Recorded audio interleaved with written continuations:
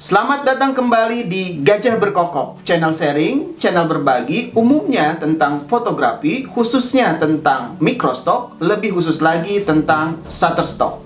Nah, teman-teman, pada kesempatan kali ini, Gajah Berkokok ingin berbagi mengenai bagaimana caranya teman-teman bisa mengetahui sebuah foto yang ada di dalam galeri Shutterstock itu adalah foto yang populer, yang sering lakukah, atau foto yang sama sekali tidak pernah di-download oleh para pembeli. Bagaimana caranya? Dalam video ini akan dijelaskan mengenai hal tersebut.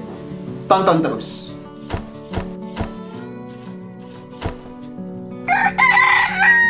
Kalau teman-teman yang suka memperhatikan foto-foto yang ada di dalam galeri-galeri di Shutterstock, berperilaku seperti seorang pembeli yang sedang mencari foto, maka teman-teman akan menemukan satu tools baru yang ada di dalam Shutterstock.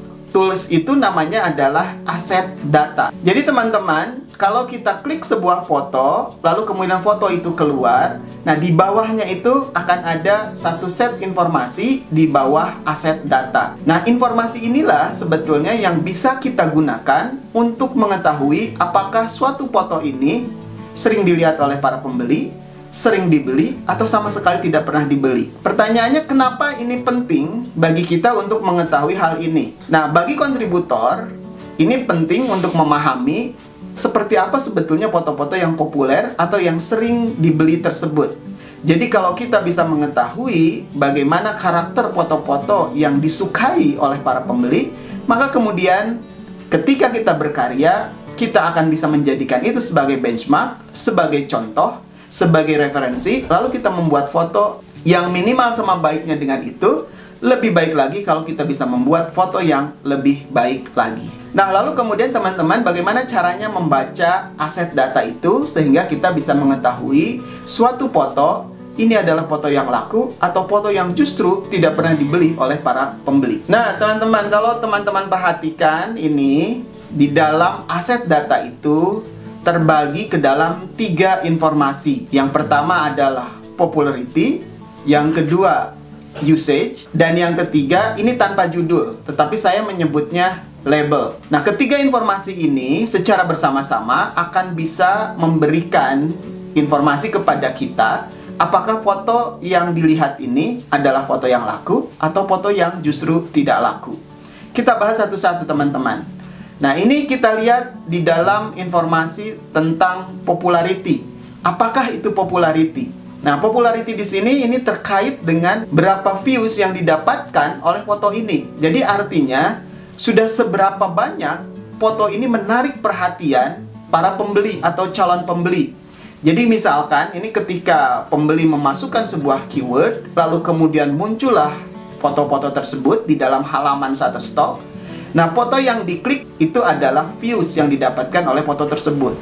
Jadi kalau sering kali dilihat, maka foto ini adalah foto yang menarik perhatian, tapi belum tentu dibeli gitu ya. Jadi popularity ini lebih kepada berapa banyak orang melihat atau tertarik dengan foto ini, belum tentu membeli atau belum tentu di-download. Nah, jadi semakin banyak orang melihat, maka semakin populer. Setiap foto ini mempunyai label popularity-nya sendiri. Shutterstock dalam hal ini mengklasifikasikan popularitas dari foto-foto tersebut ke dalam 4 klasifikasi, yaitu yang pertama, non, artinya orang belum pernah ada yang mengklik foto ini, jadi foto ini sama sekali tidak menarik. Tetapi belum tentu juga tidak menarik, sebetulnya bisa jadi ini foto yang baru diupload. Tapi katakanlah ini adalah untuk foto yang sudah cukup lama ada di galeri Shutterstock.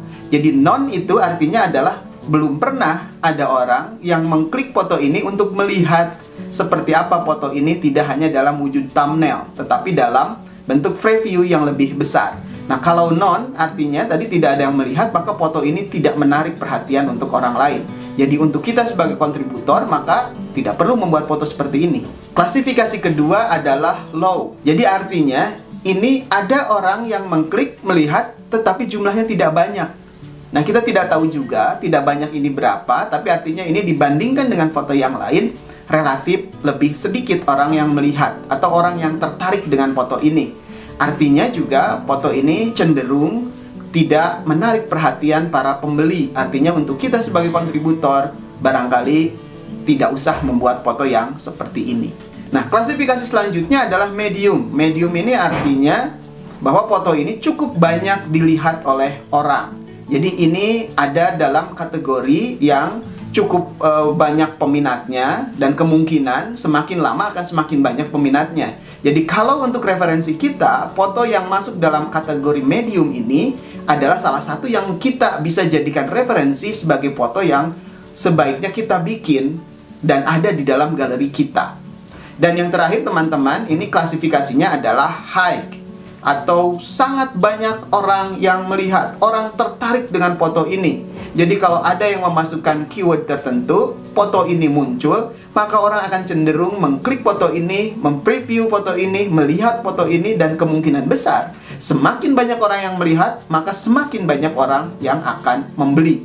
Jadi kalau teman-teman bermain-main, melihat-lihat galeri para kontributor di Shutterstock, lalu melihat aset data ini, kalau foto ini dikategorikan high dalam popularitinya, maka bisa dipastikan foto ini menarik minat para pembeli. Jadi teman-teman bisa menjadikan foto tersebut sebagai referensi untuk teman-teman bikin dan dijadikan foto yang ada di dalam galeri teman-teman sendiri. Nah teman-teman, di kategori kedua yang ada di dalam aset data ini, informasinya adalah tentang usage.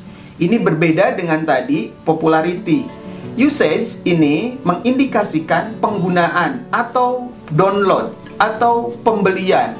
Berapa banyak foto ini sudah dibeli oleh para buyersnya Shutterstock. Nah, sama dengan popularity tadi, Shutterstock juga mengkategorikan atau mengklasifikasikan usage ini ke dalam 4 klasifikasi. Yang pertama adalah not used yet. Artinya foto ini sama sekali belum pernah di-download oleh para pembeli. Jadi belum ada yang beli foto ini, atau istilah lebih jelasnya, belum pernah laku. Nah, jadi kalau foto yang belum pernah laku ini, ya kita bisa katakan kita tidak usah mencontoh. Kita tidak usah menjadikan foto ini sebagai referensi. Meskipun tadi dengan catatan ya, bisa jadi foto ini memang baru masuk ke dalam galeri. Yang kedua, teman-teman, klasifikasi di dalam usage ini adalah rarely used atau jarang digunakan.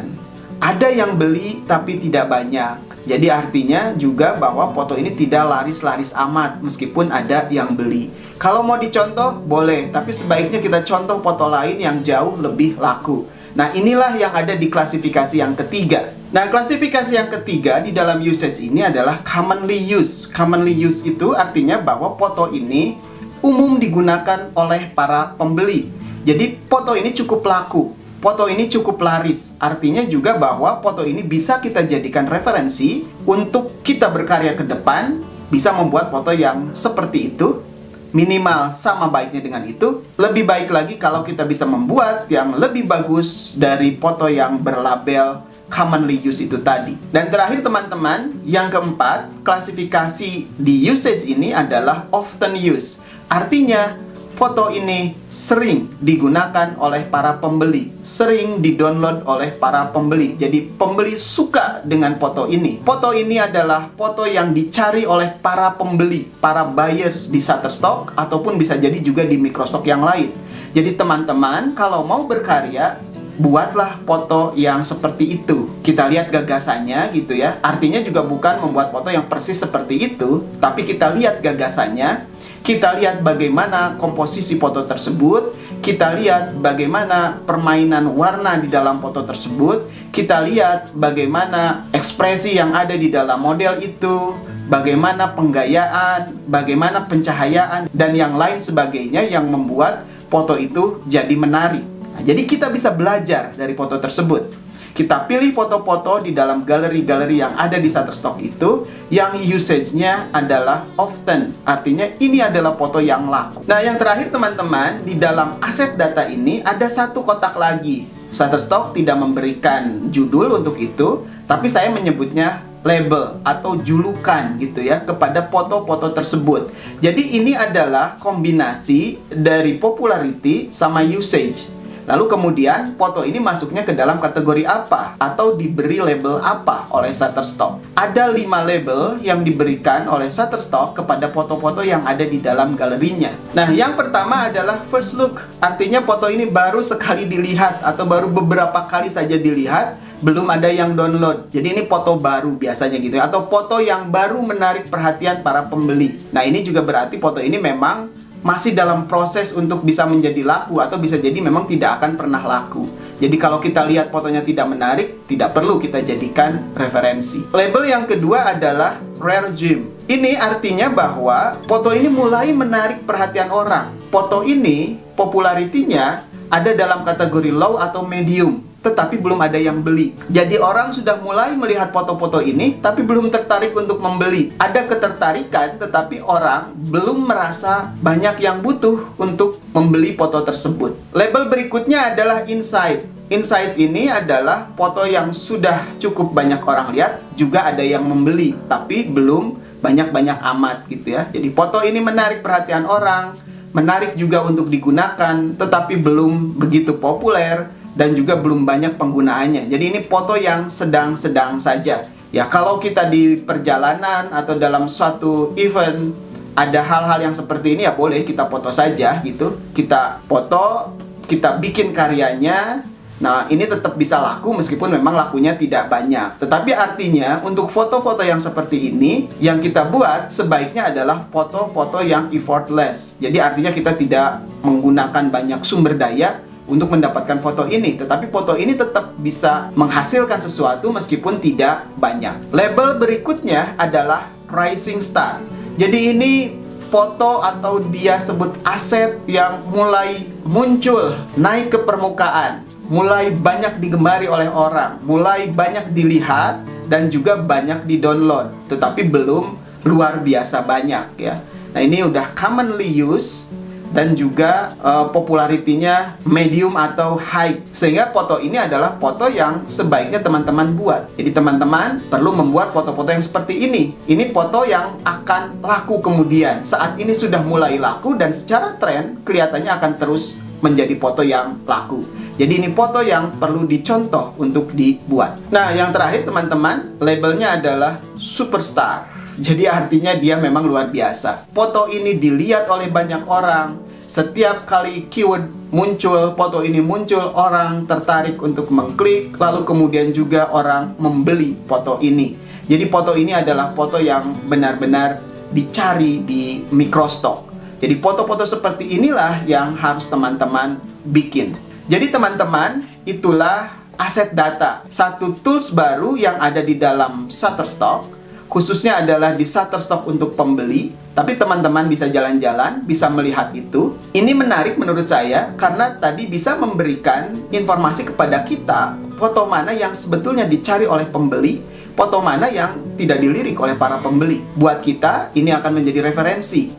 Nah, kita bisa mencontoh foto-foto tersebut, kita bikin karya yang lebih baik, kita lihat bagaimana komposisi foto tersebut dibuat, bagaimana pencahayaannya, bagaimana pengaturan warna, bagaimana misalkan memposisikan model, mengatur model, ekspresi, dan yang lain sebagainya. Jadi ini juga adalah salah satu sarana untuk kita belajar, mengetahui foto apa yang baik, dan kemudian kita coba berkarya membuat foto sebaik itu, atau lebih baik lagi, melebihi kualitas yang ada di dalam foto-foto yang superstar tadi.